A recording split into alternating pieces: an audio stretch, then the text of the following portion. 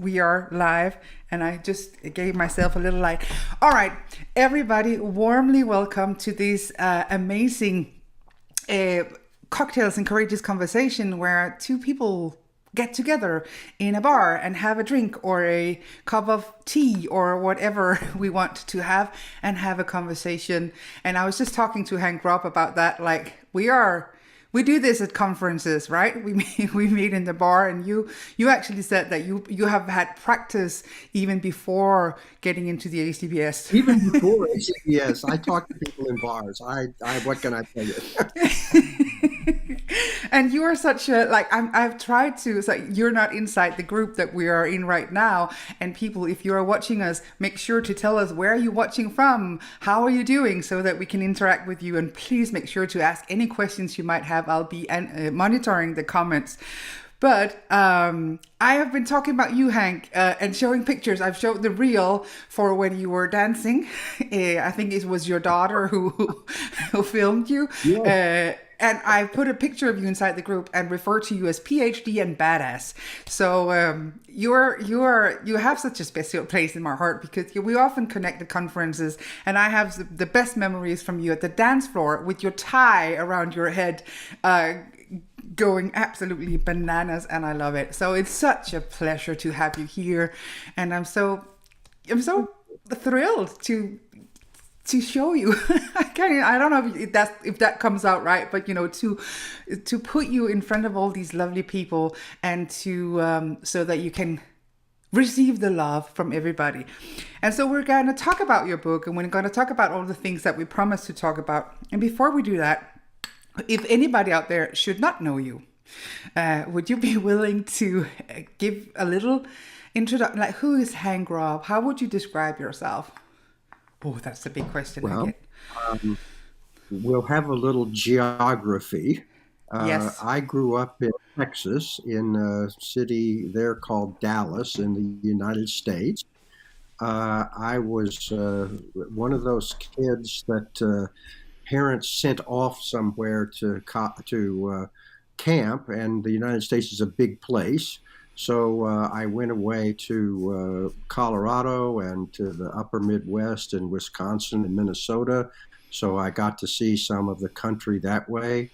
I went off to college in Missouri.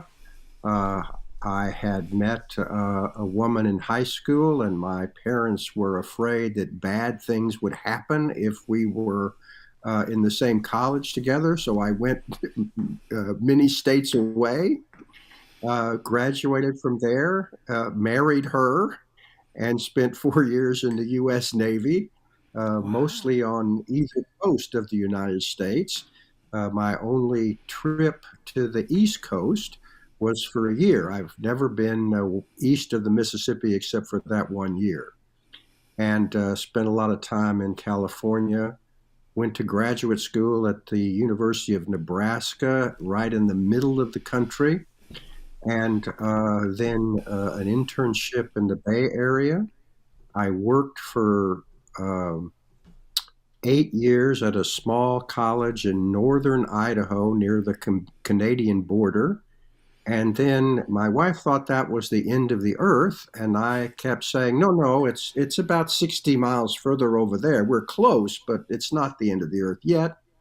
So in 1986, we moved to Portland, Oregon, where I have been working in private practice in a suburb, and our two daughters were raised here. One was born in Idaho. She was about 6 when we came here, and the other was born and raised here. And I got involved in, I met Steve Hayes at a conference, and oh, I'll tell this story because I think it makes me look smart. Uh, I said to Steve after the first time I heard him speak, I said, "You seem to be one of the few people who can tell the difference between radical behaviorism and methodological behaviorism." And he said, "You're one of the few people who have noticed." So after that, we kept meeting up at conferences, And for about 10 years, I tried to explain to Steve why he was wrong. And then after 10 years, I decided, well, he's got a lot of things that are right. Yeah.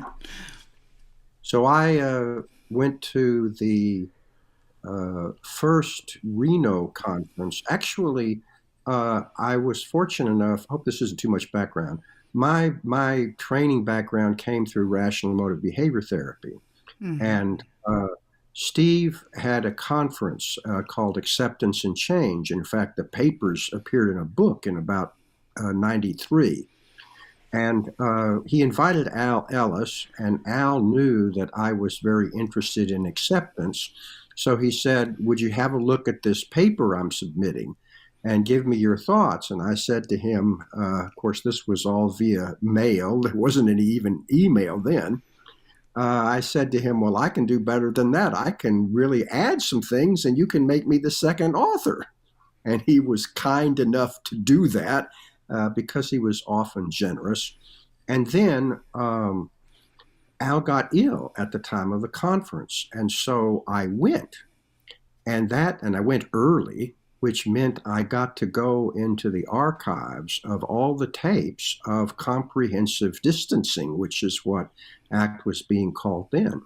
So I had an opportunity to see very early not just what people say about goes on in a conference room, in a consulting room, uh, with people doing this psychological flexibility in its early mode, but actually seeing what people do. And I think that's where you really find out what's going on. That's the real value of either sitting in on sessions or now we have not only audio but videotapes, and they had videotapes.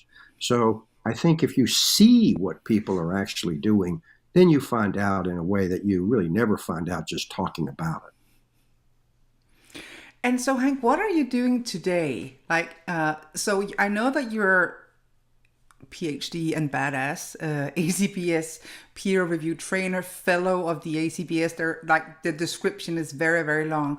What does your everyday look like today? Well, I cut back on the number of clients that I have. So I have a small practice, and there are lots of things that I'm interested in. And anyone who has much time with ACBS knows that they are likely to find me on the listserv saying something about something. Yes. Um, and I'm also very interested in politics and in social activities. So not just good times, although I am very interested in good times, but also if you know much about what's happening in the United States, you know that if you're interested in politics, there's a lot of things to keep your eyeballs fixed on. Mm. Uh, as I was indicating, my it's just my wife and I together now. Our children have left, and the great thing about this time of the world is that I can interact with people all over the planet, and so as I'm able to do now. Yeah. So it's really something that I enjoy doing. um, was one of the wonderful things about ACBS. Well, how many people in the world are interested in this? Well, not very many compared to the number of people in the world. But because of technology, I have a chance to communicate with those people no matter where they are. And Yeah. I very much enjoy doing that. We enjoy having you here. I just wanted to tell you that we have Johanna from Luleå in Sweden saying hello to you. The ever so lovely Ulrika saying hello. She's in Sweden in Malmö. Anne is watching it from France, Lyon. Lovely to see you. And we have several people here just being here with us and cheering on you and us. Well, the climate or the weather here seems to want to make me feel at home with Yeah. you and a friend from Sweden because we had more snow last night. Not a common experience here, but everything is covered in white. I And know. you and I will be fishing. So hopefully, because that's the other thing I do, I'm a fishing nut. And so hopefully it'll be melted by next week and I won't be tromping around in the snow in order to dunk my line in the water. I love that. You sent me the video yesterday of the snow, and I felt very connected to you there. Although there's not a lot of snow where we are in Sweden right now. I wanted to show people this one. I have this little baby here, and willingly act for spiritual development. So, and you said, like, when we talked about, like, what do you want to talk about, and you wrote a lot. You wrote stuff, and you said this might sound like academic gooey. So Yeah.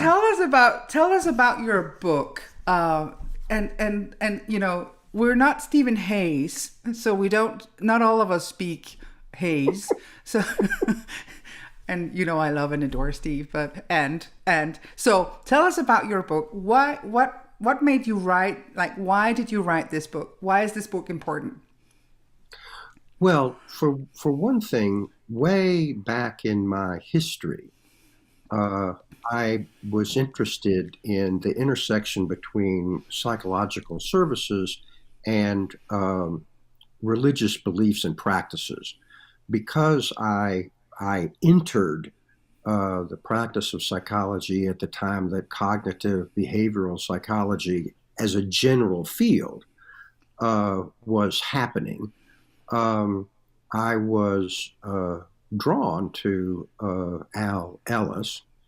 And one of the things about cognitive behavior therapy is that you often have to teach people a way of viewing the world that is more helpful to them.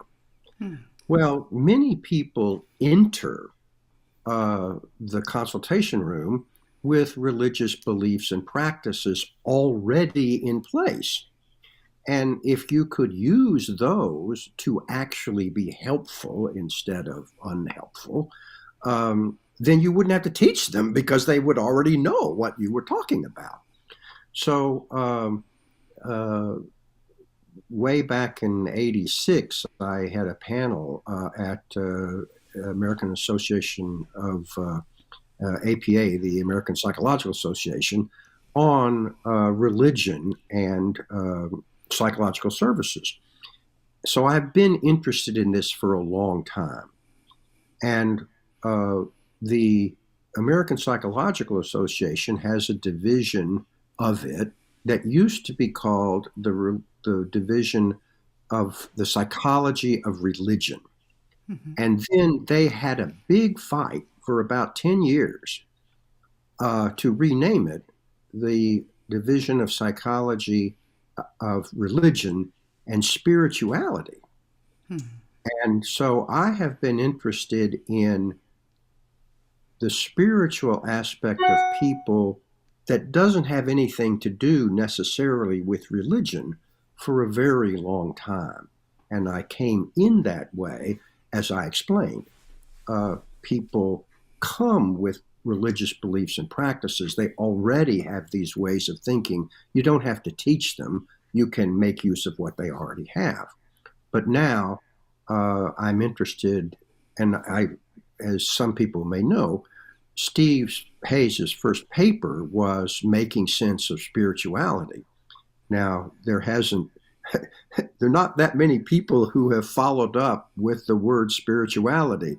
We have this thing, self as context, which you're going to right away have to start explaining to people who have no idea what you're talking about. Yeah. But at least where I am, people are aware of this little division of body, mind, and spirit.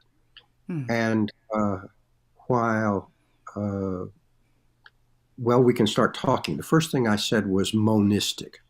Hmm. Well, monism is one kind of stuff.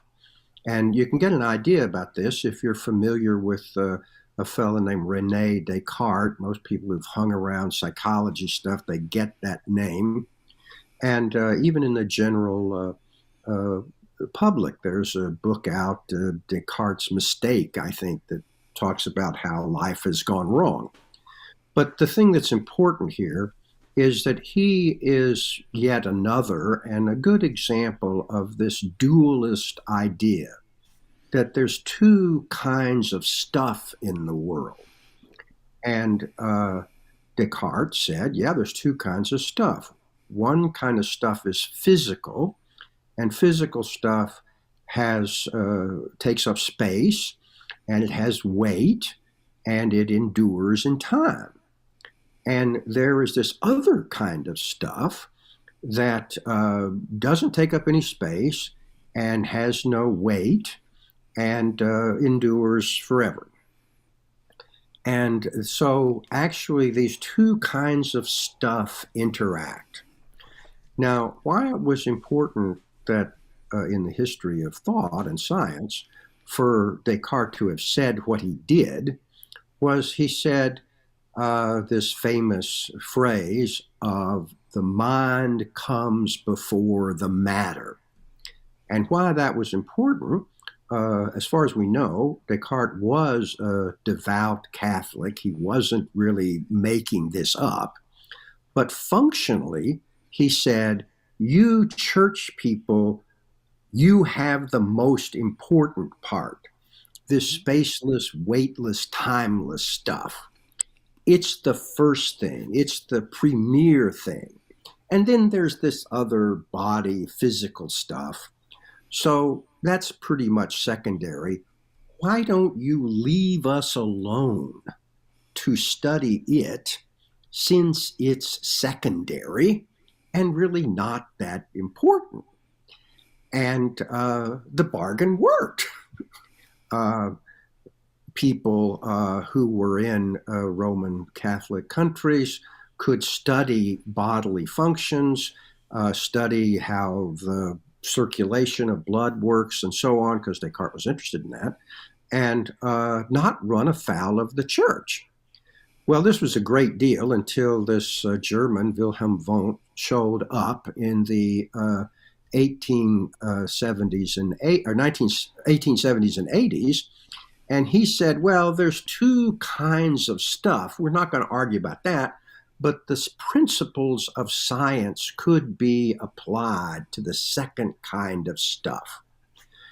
Well, I'm going a step further. I just want one kind of stuff. So if we're going to talk about spirituality, we're going to put it in the context not of two kinds of stuff, but just one kind of stuff. Now, pragmatic. So the thing about that, if you hang around ACT, is you'll hear this word deontological. Well, ontology is the study of the nature of stuff. And so, like Descartes was telling us, well, some stuff is spaceless, weightless, and timeless, and other stuff takes up space, has weight, and exists in time. Rather than discuss any of that, we're just going to leave that alone. There's one kind of stuff. We're not going to try to discuss its nature, but we are going to talk about a particular kind of truth, and that is not a correspondence kind of truth. Not there's a real world and we try to make our words be names of what's going on in the real world. And if our names match the real world, then we have truth. The alternative, the one that ACBS adopts, the contextual behavioral science adopts, and that I want to adopt, is no. Organisms, including the human organisms, they're up to things. And if they are successful with their behavior in achieving what they are up to, that's what truth is. So that's all the commentary about successful working. So one kind of stuff, we're not going to talk about the nature of the stuff, and we're going to talk about truth as things work for the purposes you have in view. Now that'll bring us up. Tell me when the next question should arise. So, Does bring us up to that does bring us up to, well, what kind of thing are you up to? And if you haven't noticed, we don't die immediately or quickly. We keep living. So it's useful to be focused on what we want to be up to with our life, not for the next 5 minutes. And this is why wisdom, I think, is really the right metaphor for what we're up to. We've been led to believe that health is the right metaphor, but that does not seem right to me at all. It seems to me the right metaphor is wisdom. What will we be glad later that we did now? So you might say there's a big picture of your life and a little picture of the moment. Yeah. And the thing is to act in the little picture of the moment in the service of the big picture of your life. And I would maintain you can't really do that from your body, and you can't really do it from your mind, but you can do it from this other place that I would call spirit. that makes really good sense. I really like that. And so your book, Hank, who is this for? Like, who is it written for? Is it for practitioners or is it for everybody? I wrote it for everyone, and I hoped that I used a level of language and a kind of language that most people who got through the 8th grade could make sense of. And so, I haven't read the full disclosure. I haven't read the entire book yet, and I will. One of the things so I decided to do this. I'm just gonna do like this, and then I'm just gonna see where it takes me. And it took me somewhere that really resonates with myself. And so in this book, you're saying, and again, this is maybe completely out of context because I didn't read what came before it. But you talk about that you have given a lot of talks over the years, and once the group that you're speaking to gets large enough, there is a very good chance your alarm system will go off. And then you talk about like what it's like for you to be on a stage in front of larger groups and noticing the alarm system. And so could you talk a little bit about that? Because I think that will resonate with a lot of us having fear and how spirituality may come into play in a moment like that for you and for others. Yeah, you can notice that you're afraid. Yeah. And if you will do that first thing in the title of the book, which is to willingly acknowledge. Now, I've stopped using the word acceptance because where I am, the word accept really turns out to mean approve. So people say, I can't accept that. Yeah. What they mean is, I don't approve of that. Yes. And if we go with acknowledge, by the way, I owe some English, well, I think they were a native English speaker. I heard them in Dublin. They were working with organizations, I think, in Saudi Arabia. Mm-hmm. And she was the one who pointed out that she wasn't having any luck with acceptance with this group and had gone to acknowledgement. And I wish I knew her name, because when she pointed it out, I said, oh my gosh, I got to rewrite this book I've been working on. Because the first thing is to acknowledge, oh, I'm afraid. My alarm system is going off. Well, now, do I willingly acknowledge it, or do I grudgingly acknowledge it? Yeah. When we're talking about acceptance, we're talking about not only acknowledging what is or was or may be, but doing so willingly, not acknowledging it and trying to, here it is, but it can't be here. Uh, I learned a little couplet from Al Ellis. Demandingness will land me less than what I really want. Yeah. So it must not be here. It must not be here. It must not be here. It's not going to help. So what can I do? I can, first of all, prepare my talks, have them written down. I print them in large print because when I get afraid, I have a harder time focusing, and I have dyslexia, so I have a hard time with words anyway. So I print it in large print. I keep a glass of water at hand because my mouth is going to get dry. And one of the things that I also know is that if I begin and my voice is quivering and I'm not flowing smoothly, if I begin and I keep at it and persist in my presentation, since it's usually longer than those 3 minutes I got when I was in a public speaking class in high school, my body never had time to calm down. No. But usually, when I'm in a conference at a presentation, I have longer than 3 minutes. So by the end, if I just move myself along, I have begun to deliver as well as I can. So I do things to change the context, to help support me in case I do have trouble. And then I willingly acknowledge that I have the trouble, and I choose to proceed anyway. Yeah. I love that. It is very it is very act it is very act consistent language, and I'm glad too that we have more ways of describing acceptance, because as you said, for many it means approving and or resignating or tolerating or something like that, which is a very passive and can be very difficult for people.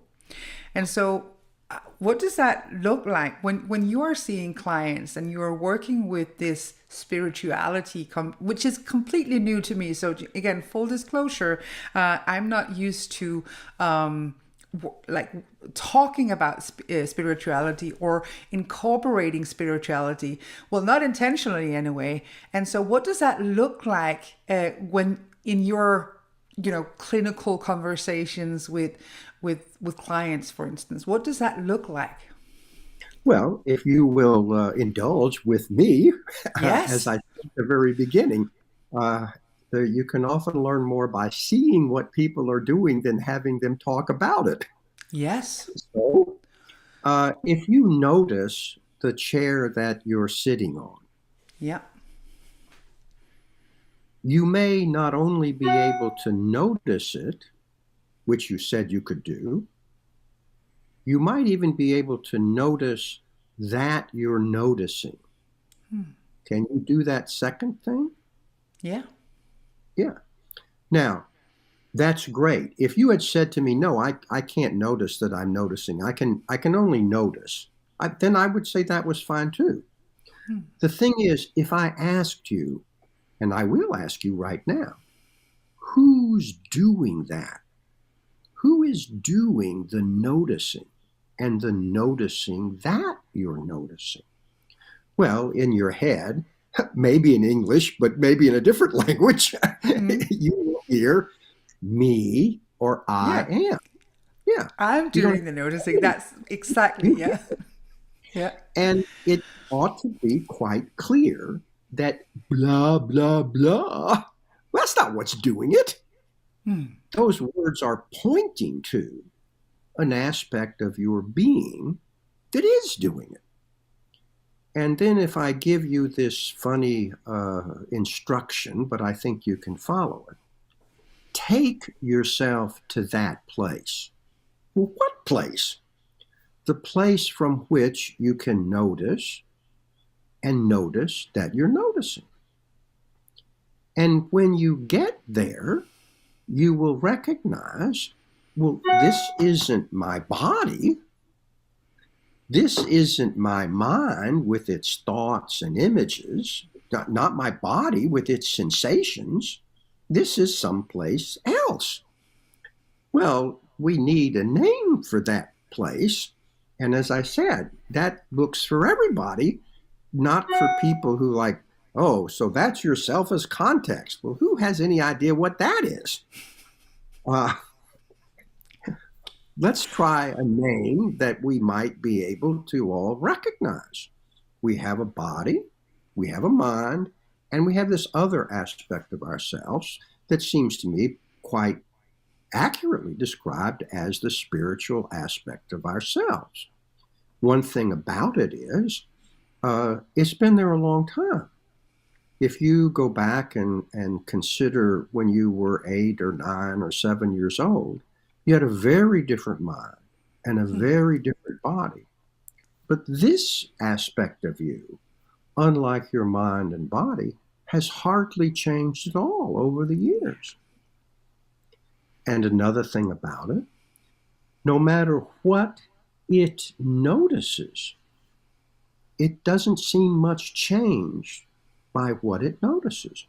In your life, in all of our lives, hopefully, we have had some joy. And I know for sure we've had some sorrow because this world is not, if we were on the committee, we would not have a world like this where we want things and then we often don't get them, and we don't want things and then we often get those, and then we feel sad because that's how that works. Well, who would, put in let's make a world like that? No. But here we are anyway. And so we experience joy, we experience sorrow, but this aspect of us that notices those things isn't changed by it.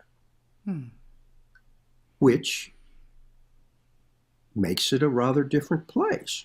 Yeah. But makes it an interesting place because it's a place from which you can experience anything without the danger of harming the thing that experiences it. Yeah. Now, you can hurt your mind, you can hurt your body, but this thing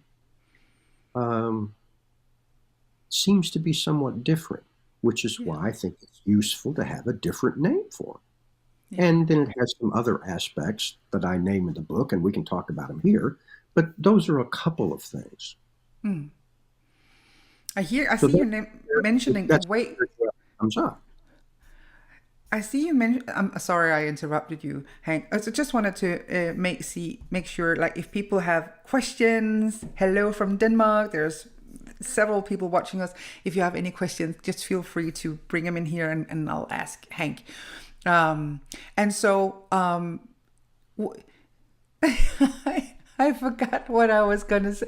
Do you know what came into my mind? I was like, if we were in a bar, like literally, because you and I have been in a bar a few times, like an actual bar after work, and you would say to me, go to that place where you can notice, like it would be completely out of context in a therapy session, or like it would make sense. But if like go to that place where you can notice the noticer, I would need another Cosmopolitan. That's why it's just fine to go with notice.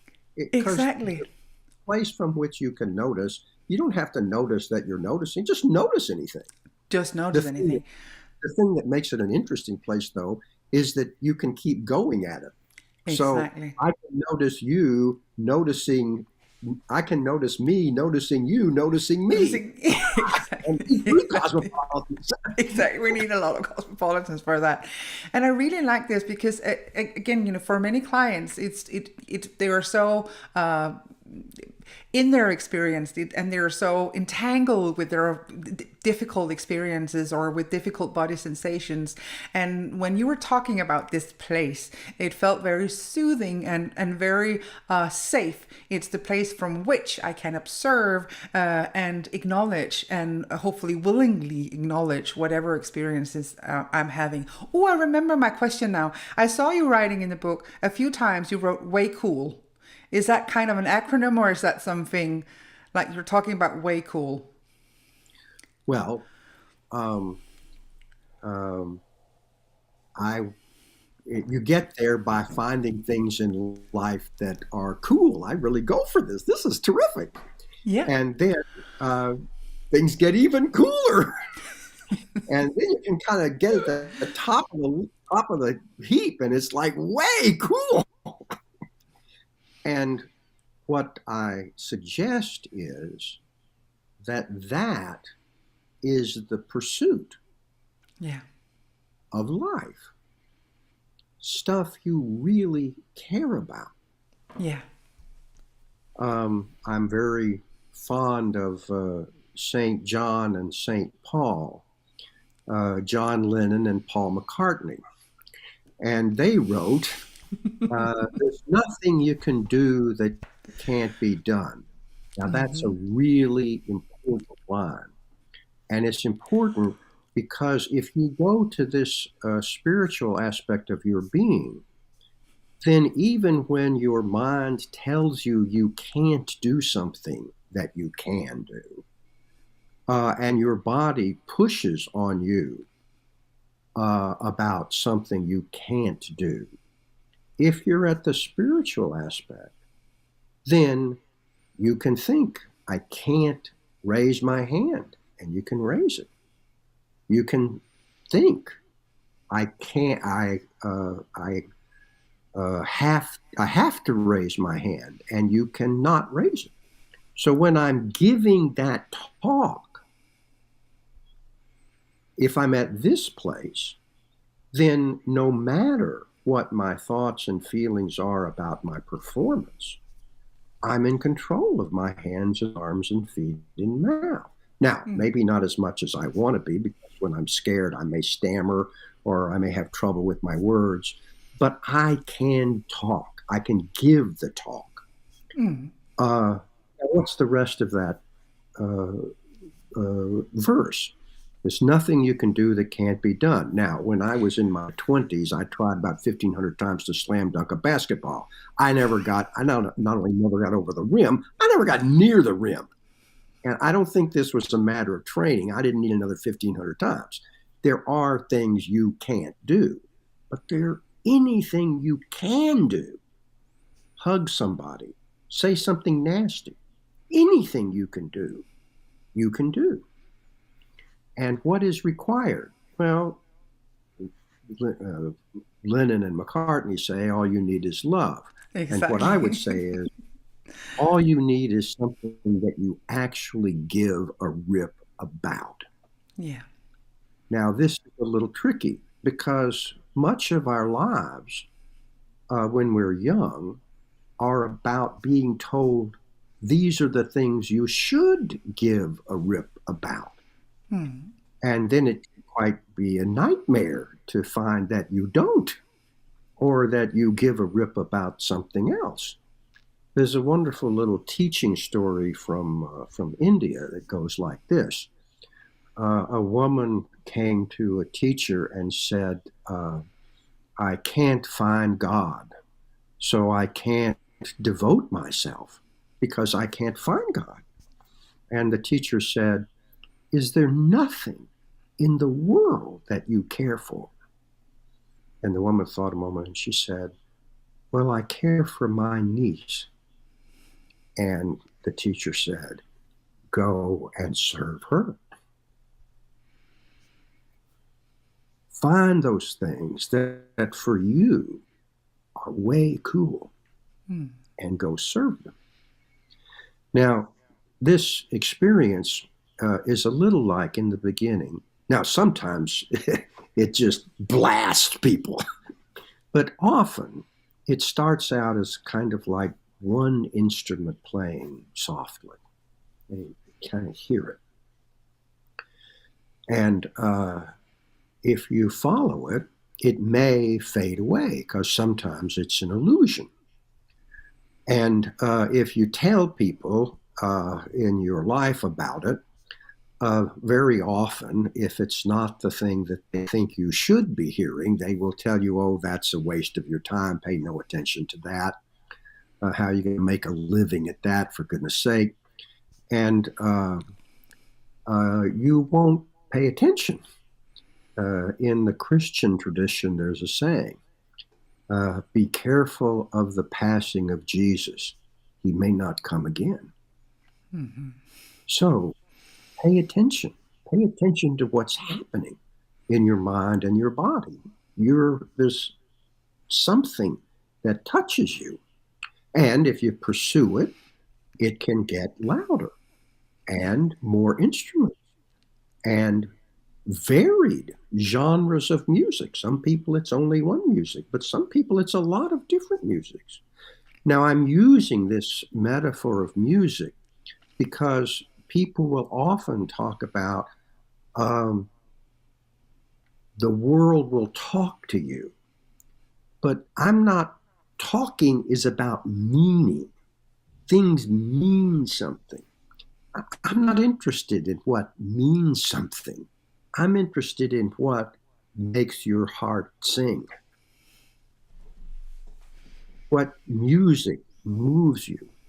When I didn't realize that piano tuners, when they come to tune a piano, they bring these tuning forks. And I thought, well, you just hit the tuning fork and then you make the note sound like the tuning fork. But that's not how it works. If you get the note tuned properly, the tuning fork will just go off. It is said to resonate with the note. Now, that's what you're looking for. Something that makes the buzz go off in you, something you resonate to. And that's what you could choose to make important. That's the second part. Willingly choose. With your hands and arms and feet and mouth, not this kind of, oh, I chose to do this, and then who knows what happens. Choosing is something you do with your hands and arms and feet and mouth. And one of the things you can choose is the way you do things. You could choose doing it willingly. And I think most of us have had some chores when we were, well, maybe after we get big too, there are chores. But when we're young, we get these chores and we do them often grudgingly. Mm.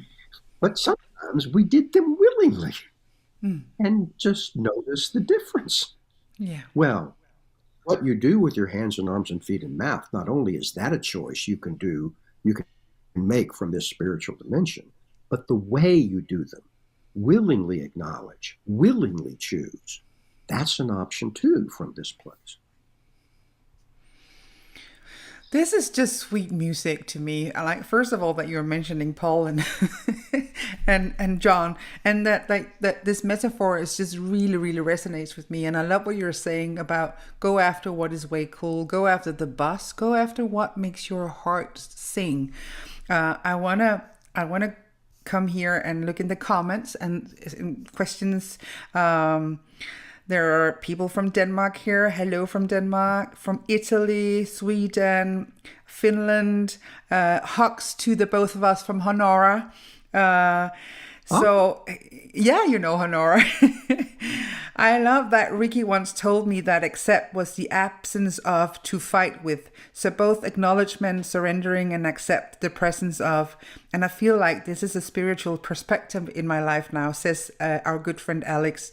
When I acknowledge me fighting with and struggling, I remember to drop my guard and make room for the things that my nature has picked up as a struggle and leave the fight behind. Well, that's beautiful, Alex. Rune. Chris says, I really like the simplistic way you explain spiritual aspects. I guess it's also partly what attracts me to act.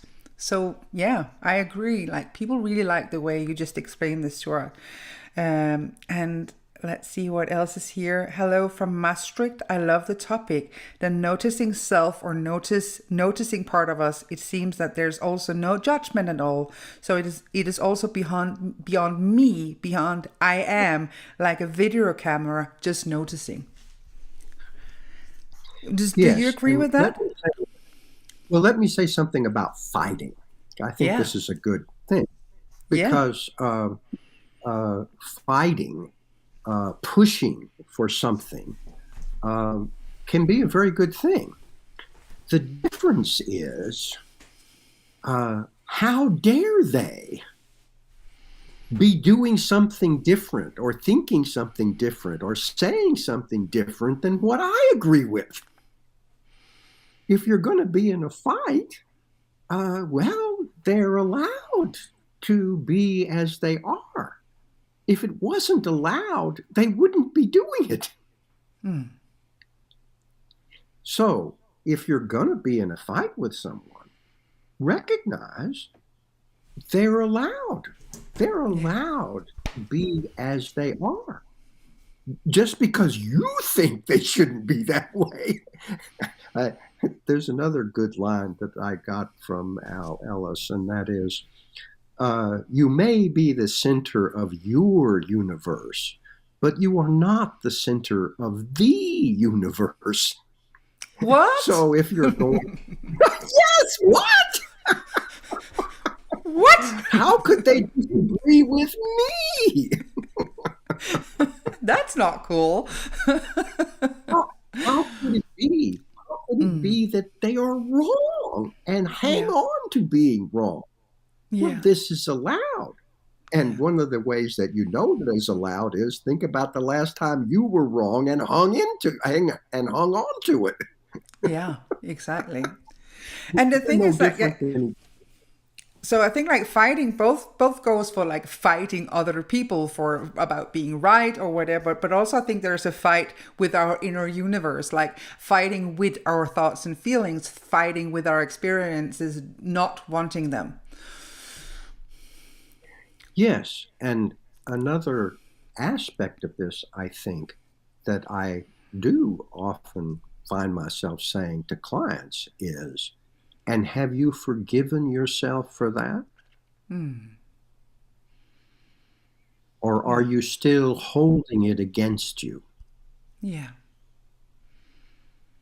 Because we often hold whatever the facts are. If I had a piece of paper, I don't care what the facts are. You know, you write them all down. These are all the facts. And then you hold them against yourself. Yeah. Well, forgiveness is just not holding the facts against yourself.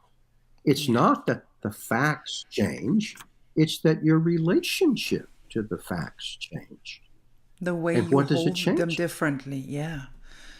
Yes. Willingly acknowledging Yeah. this is what happened. Yeah. This is what I think. This is what I feel. This is what I did. Now what? Am I going to hold that against myself? Or am I going to do something that fits with that big picture? The one that, let's just talk about it, that I would say is made up of your leading principles and your values. Now, I think that sometimes in ACT this gets confused because values tends to get used, the same word gets used for two different things. That's why I talk about leading principles versus values. If I went north, I had a compass, and the compass pointed me to north, and I started out toward north, and I kept going, and I was sufficiently supplied. Eventually, I could get to that place on the planet that we call magnetic north, and when I got there, the compass needle would sort of go limp, and every time I walked away from there, it'd point me right back where I came from. But if I used that compass in either east or west, I'd never get to a place that was east or west. I could just keep going and going and going. Now, I would get to places, and we might call those goals. I achieve a goal, but I never get to east or west. That's what I call a leading principle. If you want to graduate high school, well, if you put in the seat time, chances are you graduate. The goal is attained. But if you want to be the best educated person you could be, when would you achieve that? No matter how well educated you get up the next day and pursue, be the best educated person I can be. If you want to get married, well, usually there's somebody So you get married. Now, again, the goal has been accomplished. But if you want to be the best mate you can be, when do you finish that? You keep going and going and going. Yeah. If you want to have children, you get them the usual way or you adopt them. Again, the goal is attained. But if you want to be the best parent you can be, no matter how old they get, I mean, what they need at 2 is not what they need at 32. But if you want to be the best parent you can be, you keep going and going and going. That's how leading principles work. The thing is, you can't go east and west at the same time. But no matter which direction you go, you could choose to go by walking or running or swimming. You have water. So what I want to talk about here is values. No matter what direction I go, I want to do it compassionately, openly, willingly. This is why I think willingly is the most important value, the most important way of being in the world is being there willingly. Well, those two things, the things you pick, that's the other thing about the spiritual dimension. No matter what, if you can pick it, you can pick it. Even if the world tells you, no, you can't pick that. Don't you dare pick that. You can pick it. And those leading principles and values make up the big picture of your life. You always are acting in the little picture of the moment, but you can act in the service of the big picture of your life. Way cool. And I'm noticing, so your book is about acknowledge, choose, and teach others. Would you tell us about like that teaching aspect? I'm just going to show the book again for people in case they have missed it. Here we go. The value of teaching others. Well, first of all, there's never going to be enough people to read that book. But if everybody who learned these principles taught them to other people, then there might be enough people doing that these principles could get widely distributed. And the value of teaching others is not simply that what you are teaching is transmitted. The value is that people will not understand what you're talking about the way you understood it. You might say, you had trouble in the beginning, you misunderstood things, and then you had, oh, I see how it works. Well, they will misunderstand it in a different way. So you have to open yourself to, gee, they're not getting it. Why are they not getting it? Because they see it this way. Oh, well, in that case, I'll have to tell it to them this other way. I'll have to show it to them in a way that works for them. Well, when you do that, you're expanding your own awareness and understanding of the very thing you're trying to transmit. So teaching is a very valuable activity for you because in teaching others, you learn more about what it is you're trying to teach. Yeah. True that. There's a question here for you from our very own Ulrika, is Swedish Ulrika. So would you say there's a difference between, this has been hanging on in my head as well. Would you say there's a difference between self as context and what you call spirit? For me, it seems like the same kind of experience of self. I love the way you talk about this, by the way. So what would be your take on that? I know Rikke is very well trained in ACT and trains others in ACT. So she speaks fluent ACT language. And is there a difference between what some people would refer to as self as context and this spirit that you are referring to? Yeah, I think there's no difference at all. When Steve wrote that first paper, Making Sense of Spirituality, is exactly what he's talking about. Yeah. Now, we invented these so-called mid-level terms. Well, acceptance is not a strange word. Now, I'll grant you diffusion, that's a pretty strange word. And maybe we really need that strange word because we're talking about something that we really don't have very good normal language for. Mm. But we didn't need a separate word for committed action.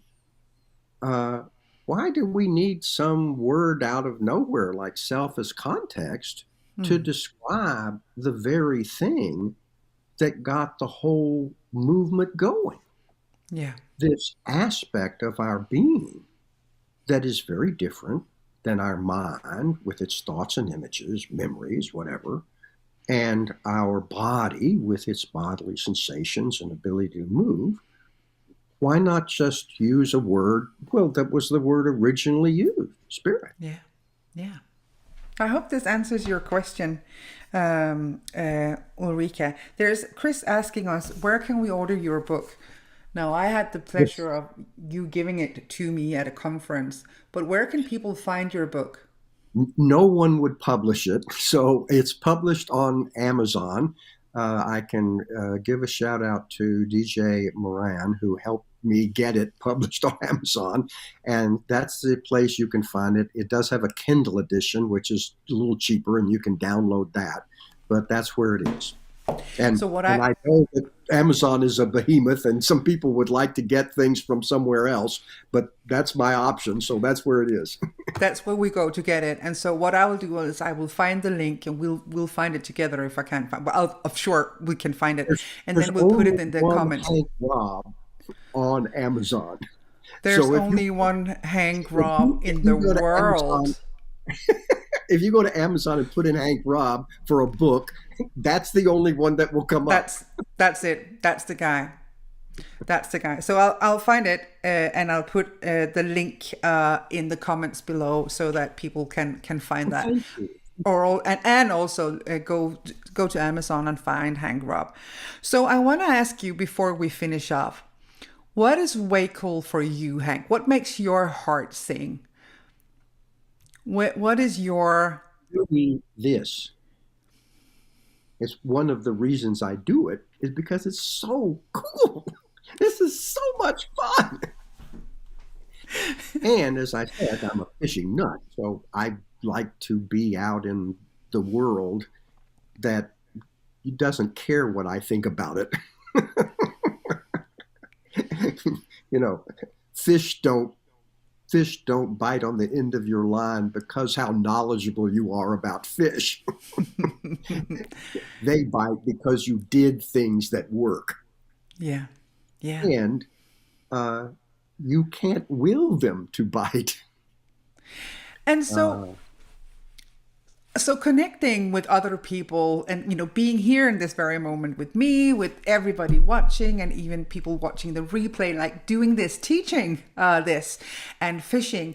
And like if we could gather a group of people in the bar just before you arrive, and I go and I say to people like, what, like, tell me about Hank Robb, what would you want these people to say? Like if you could leave like an imprint in all of our hearts and spirits, what would you want that to be about?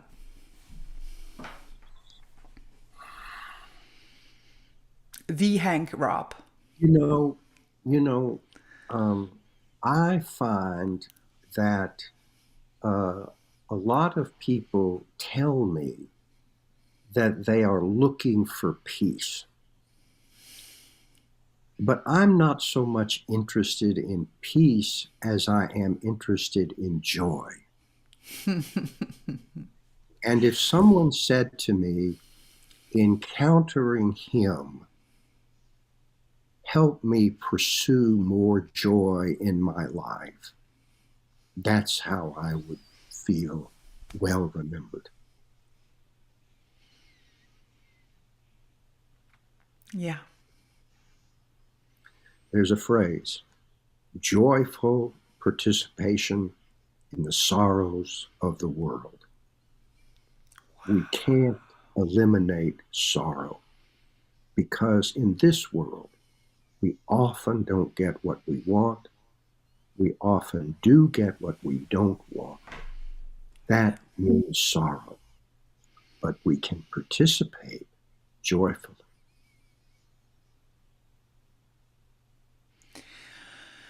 I don't ever want to leave this bar with you. Like, I think all of us. Yes, you do. You want to go dancing, which is not about talk. It's about doing something together that's not just talk. That Although is that's true. pretty fun. We would go dancing, but I just want to say my experience right now is that I feel so connected with you and so moved by you and so honored and joyful with you. And I'm just so really really grateful that you shared this with us, and I know that you're not on Facebook and not in this group, but I just wanted to tell you that the comments here are going crazy with a lot of love for you. And I don't know if you are not on Facebook at all, aren't you? So you can't come in here and see them, but I'll find a way to take screenshots of this and send it to you so that you can actually see the impact you've had today on the people who are watching, and they will continue to come in as people watch the replay of this. So everybody who was with us, thank you so much for being here. I just got distracted because I had one person asking if we're both going to Cyprus. Are you coming to Cyprus, Hank? I have every intention of being there. Oh, and me as well. So here's an official invitation to come up to Hank and myself and have a drink or coffee, whatever, in the bar, and then join us on the dance floor so that we can pursue whatever makes our hearts sing, so that we can joyfully engage and be way cool or do way cool together. Do what is way cool. And let me say one more thing. I know we're at the very end. Let me fine. thank all of the people who are here with English not as their first language. I only have one, and it is your grace that gives me a chance to communicate with you, because you have made the effort to know the language, the only language I speak. So thank you for that opportunity. Well, thank you. Everybody, I hope you had a great time with myself and the amazing Hank Robb. I hope you now see what I have been talking about, this amazing human that you have such a great place in my heart, Hank. It's a joy to hang out with you. And also, as we spoke about, I don't often have a lot of men in here. I often spotlight women in, and so I know that you were particularly proud for me inviting you in here and to come and speak about something that you clearly are so passionate about. And it's such a joy to see the way you impact others and how you made this very simple. Well, thank you. And I appreciate this opportunity. And so the next time I see Russ, I'll just, well, Exactly. I got Ross to be on Harris. I was there as well. All right, everybody, make sure to grab a copy of Hank's book, and if you're coming to Cyprus, bring the book, and I'm pretty sure you'll sign it. And if you don't want to sign it, I'll sign it for you. you can find us everywhere at the conference. But really, here's an invitation. If you are coming to Cyprus, I am confident that Hank and I will have an actual meetup in the bar. Please come and hang out with us and make this feel like a community, that we're like a journey that we're all on together. So everybody, I'm going to ask Hank to stay around, and we're going to close the bar together. And for the rest of you, thank you so much for coming in here.